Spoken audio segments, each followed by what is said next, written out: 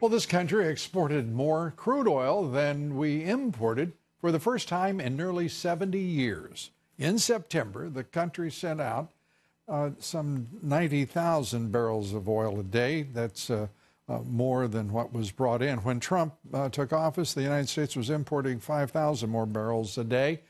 This president succeeding where others have failed. He now is leading a nation that is a net exporter of petroleum products.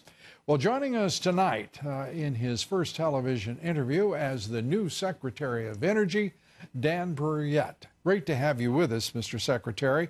Congratulations, and this is a happy time, I would think, to be the Secretary of Energy as an energy-independent nation.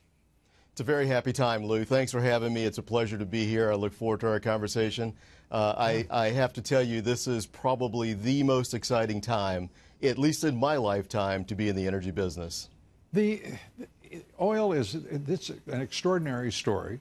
Its power on the economy, its influence on the economy, and national security is extraordinary. Because as we are watching what is unfolding in the Middle East, we still have serious and deep-rooted alliances that we have to honor, and the obligation is long-standing.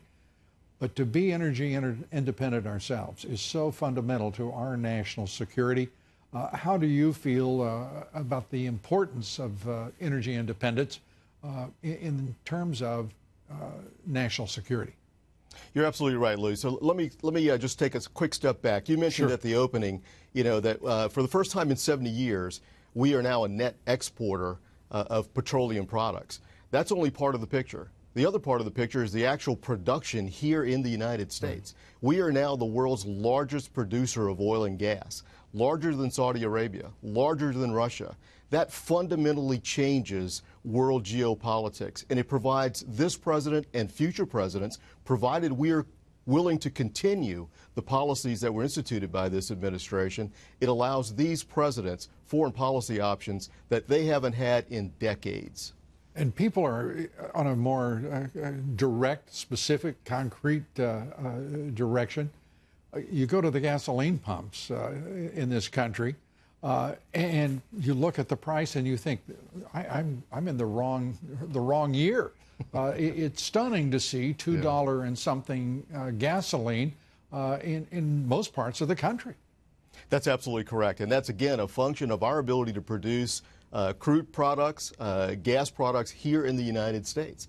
And the president has done an absolutely phenomenal job in ensuring that we will take care of our own security. And by doing that, by taking care of our energy security, as you just pointed out earlier, we're also taking care of our national security. And we're not only doing it here in the United States, Lou, we're doing it around the world. I am from Louisiana. I was born and raised down there. I can tell you it's a natural gas producing state. Sure. The president was just down there a few months ago looking at an enormous facility down in Cameron Parish, created 10,000 jobs in this one facility to export liquid natural gas.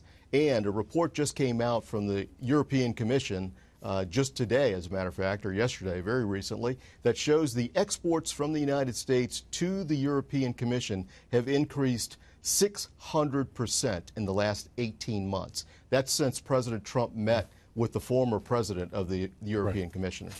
Well, it's a terrific story. Within that, there is the mix of energy sources that are going to be critically important in the years ahead. There are huge questions like the idea that nuclear energy will be important in the Middle East of all things. And that is a very difficult policy choice, national security choice, as well as energy policy choice that the president is going to be faced with. It's complex and it is profound, is it not? It is indeed, Lou. It's a very